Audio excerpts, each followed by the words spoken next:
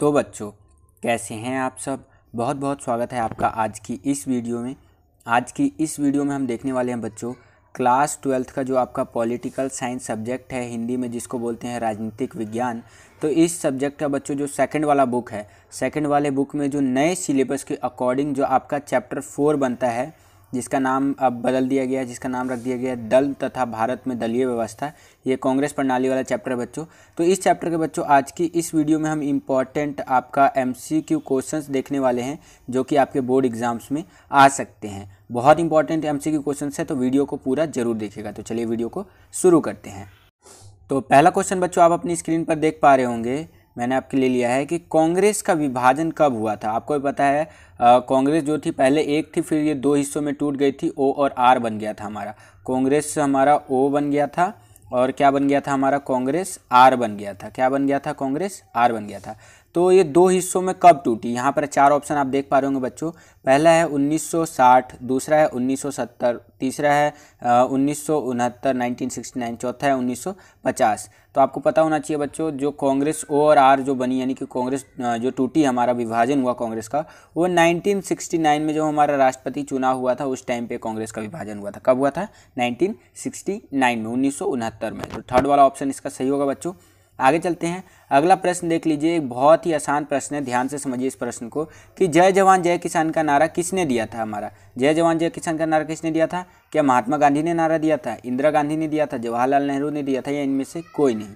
ठीक है, तो आपको पता होना चाहिए बच्चों, इसका जो सही उत्तर होगा ये फोर्थ वाला होगा कि इनमें से किसी ने भी नहीं बोला था जय जवान जय किसान। जो जय जवान जय किसान का नारा था वो हमारे जो थे लाल बहादुर शास्त्री जो थे हमारे, उन्होंने जय जवान जय किसान का नारा दिया था। ठीक है, जवान यानी कि हमारे सेना और किसान यानी कि हमारे यहाँ के फार्मर्स। तो जय जवान जय किसान का नारा दिया था जब हरित क्रांति हुई थी, ग्रीन रिवोल्यूशन हुआ था 1960 के दशक में, तब। आगे चलते हैं बच्चों, अगला क्वेश्चन देख लेते हैं। क्या है क्वेश्चन अगला कि गरीबी हटाओ का नारा किसने दिया था? बहुत आसान क्वेश्चन ये भी। तो गरीबी हटाओ का नारा क्या इंदिरा गांधी ने दिया था, राजीव गांधी ने दिया था, सोनिया गांधी ने दिया था, या राहुल गांधी ने दिया था?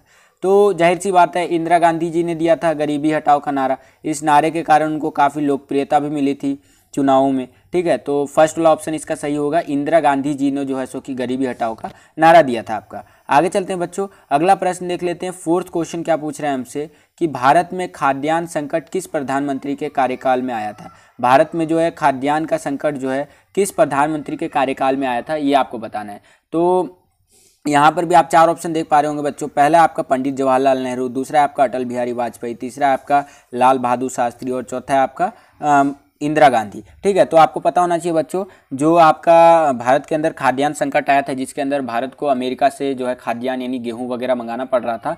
ठीक है, तो वो आया था 1960 के दशक में, और उस टाइम पे जो हमारे प्रधानमंत्री थे वो लाल बहादुर शास्त्री जी थे, और इन्होंने ही उस टाइम पे नारा दिया था जय जवान जय किसान का। ठीक है, तो ये फोर्थ क्वेश्चन का जो आंसर होगा ये थर्ड वाला ऑप्शन होगा। आगे चलते हैं बच्चों, अगला पांचवा प्रश्न देख लेते हैं। पांचवा प्रश्न हमसे क्या पूछ रहा है कि बांग्लादेश कब एक स्वतंत्र राष्ट्र बना या एक स्वतंत्र राज्य बना, ये कह लीजिए, मतलब बांग्लादेश एक आज़ाद देश कब बना हमारा। तो यहाँ पर भी आप चार ऑप्शन देख पा रहे होंगे बच्चों। पहला है 1915, दूसरा है 1990, तीसरा है 1947 और चौथा है 1971। तो आपको पता होना चाहिए बच्चों, जो बांग्लादेश था उसको हम लोगों ने 1971 में पाकिस्तान से युद्ध लड़ करके जो है सो कि आज़ाद देश बनाया था। ठीक है, तो जो आपका बांग्लादेश एक स्वतंत्र राष्ट्र बना था 1971 में। आई होप कि पांचवा क्वेश्चन भी आपको समझ में आ गया होगा।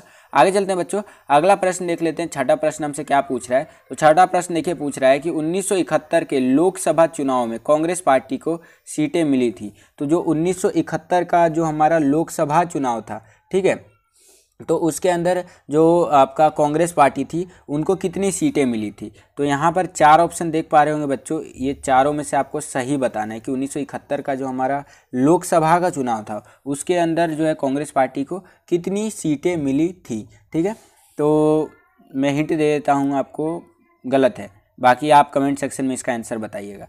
ठीक है, हिंट दिया है सिर्फ, इसका आंसर आपको कमेंट सेक्शन में बताना है। आगे चलते हैं बच्चों, अगला प्रश्न सातवां प्रश्न देख लेते हैं। सातवां प्रश्न क्या पूछ रहा है हमसे कि निम्न में से कौन पंडित जवाहरलाल नेहरू का उत्तराधिकारी बना? उत्तराधिकारी का मतलब होता है जैसे मान लीजिए पिता है, पिता के बाद बेटा होता है, बेटे के बाद उसका बेटा, तो उसी तरह से हर प्रधानमंत्री के बाद एक नया प्रधानमंत्री आता है ना देश के अंदर, तो वही उत्तराधिकारी की बात कर रहा है हमारा कि यानी पंडित जवाहरलाल नेहरू के बाद कौन हमारा जो है सो कि प्रधानमंत्री बना था। तो क्या डॉक्टर राजेंद्र प्रसाद जी बने थे, या फिर श्री लाल बहादुर शास्त्री जी बने थे, या फिर डॉक्टर राधा कृष्णन जी बने थे, या श्रीमती इंदिरा गांधी जी बनी थी। तो आपको पता होना चाहिए बच्चों, आपका लाल बहादुर शास्त्री जी के बाद जो हमारे प्रधानमंत्री बने थे वो थे हमारे माफ़ी चाहूँगा, पंडित जवाहरलाल नेहरू जी के बाद जो हमारे प्रधानमंत्री बने थे वो लाल बहादुर शास्त्री जी बने थे। ठीक है, तो इनके बाद यानी कि नेहरू जी के बाद ये आए थे हमारे शास्त्री जी। ठीक है, ये क्लियर रखिएगा। तो इस क्वेश्चन का आंसर ये वाला होगा आपका लाल बहादुर शास्त्री जी। ठीक है, सेकंड वाला ऑप्शन। आगे चलते हैं बच्चों, अगला प्रश्न देख लेते हैं। 8वां प्रश्न हमसे क्या पूछ रहा है कि 1967 के चुनाव में किस राज्य में गैर जो है सो कि कांग्रेसी सरकार बनी थी। तो इसका यहाँ पर भी आप 4 ऑप्शन देख पा रहे होंगे। पहला है पंजाब, दूसरा है राजस्थान, तीसरा है आपका उत्तर प्रदेश और चौथा है उपरोक्त सभी। तो आपको पता होना चाहिए बच्चों, जो 1967 का चुनाव था उसके अंदर इन तीनों ही राज्यों के अंदर जो है गैर कांग्रेसी सरकार बनी थी। तो इसका जो सही उत्तर होगा बच्चों ये 4th वाला होगा, उपरोक्त सभी राज्यों में। ठीक है, आई होप कि ये क्वेश्चन भी आपको समझ में आ गया होगा। आगे चलते हैं बच्चों, अगला प्रश्न देख लेते हैं। 9वां प्रश्न क्या पूछ रहा है कि 1966 के चुनाव में, ठीक है, तो यहाँ पर एक चीज़ समझिए, 1966 का चुनाव नहीं है। ठीक है, यहाँ पर आप देखेंगे ना तो 1967 का चुनाव है। 1967 के चुनाव के पश्चात जो है किस राज्य में कांग्रेस की सरकार बनी थी ये आपको बताना है। तो ये 4 ऑप्शन आप यहाँ पर देख पा रहे होंगे। पहला है आपका महाराष्ट्र, दूसरा है आपका आंध्र प्रदेश, तीसरा है मध्य प्रदेश और चौथा है उपरोक्त सभी। तो इसका भी आंसर आपको कमेंट सेक्शन के नीचे देना है। आगे चलते हैं बच्चों, अगला 10वां प्रश्न देख लेते हैं। 10वां प्रश्न क्या पूछ रहा है हमसे कि 1967 के लोकसभा चुनाव में कांग्रेस को कितनी सीटें मिली थी। ठीक है, तो 1967 का जो लोकसभा चुनाव हुआ था उसके अंदर जो है सो कि कांग्रेस को कितनी सीटें मिली थी। तो ये चारों ही ऑप्शन गलत है। यहाँ पर जो मिली थी सीटें कांग्रेस को वो कुछ मिली थी 283 के आसपास। तो ये चारों ही ऑप्शन यहाँ पर गलत दिए गए हैं। पेपर में ऐसे भी प्रश्न पूछ लिए जाते हैं, मैं बार बार आपको बता रखा हूँ। ठीक है, इसके अंदर अगर आप कोई भी सिलेक्ट कर देंगे तो आपको नंबर मिल जाएगा। तो ध्यान से क्वेश्चन पढ़ा कीजिए और उसके ऑप्शंस देखा कीजिए। आगे चलते हैं बच्चों, अगला प्रश्न देख लेते हैं। 11वां प्रश्न क्या पूछ रहा है हमसे कि आया राम गया राम की संज्ञा किसे दी गई है भारतीय राजनीति के अंदर। ठीक है, तो यहाँ पर 4 ऑप्शन आप देख सकते हैं। पहला है क्या नेहरू जी को दी गई है, दूसरा है क्या इंदिरा गांधी जी को दी गई है, तीसरा है क्या आपका विपिन चंद्र पाल जी को दी गई है और चौथा है आपका क्या गयालाल जी को दी गई है।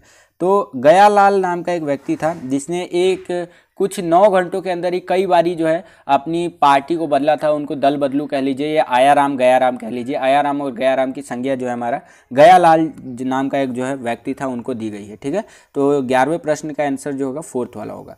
आगे चलते हैं बच्चों, बढ़ चलते हैं अब आज के सवाल की तरफ। तो आज का जो सवाल रखा है मैंने आपके लिए, आज का सवाल है आपके लिए कि लाल बहादुर शास्त्री जी की मृत्यु कब हुई थी, वो आपको कमेंट सेक्शन के अंदर बताना है। डेट और आपका जो है सो कि सन, किस सन में हुई थी, कौन से ईयर में हुई थी कहने का मतलब है, और किस तारीख को हुई थी, किस डेट को हुई थी, वो आपको कमेंट सेक्शन के अंदर बताना है। तो बस बच्चों यही था आज का ये वीडियो। आई होप कि आपको ये वीडियो पसंद आएगा बच्चों। अगर आपको ये वीडियो पसंद आया तो लाइक कीजिए इस वीडियो को। अगर आप हमारे चैनल पर नए आ गए और हमारे चैनल को सब्सक्राइब नहीं किया तो चैनल को सब्सक्राइब कर लीजिए। लाल कलर का बटन दबा करके और बगल में आपको बेल का आइकन दिख रहा होगा, उसको प्रेस करके और पर क्लिक कर लीजिएगा। इससे आने वाले हमारे चैनल पर नए वीडियोज़ की नोटिफिकेशन सबसे पहले आपको मिल जाया करेंगे। आज के लिए इतने बच्चों, मिलता हूँ आपसे अगली और एक्साइटिंग वीडियो में। तब तक के लिए खुश रहिए, खुश रखिए सभी को। जय हिंद, वंदे मातरम।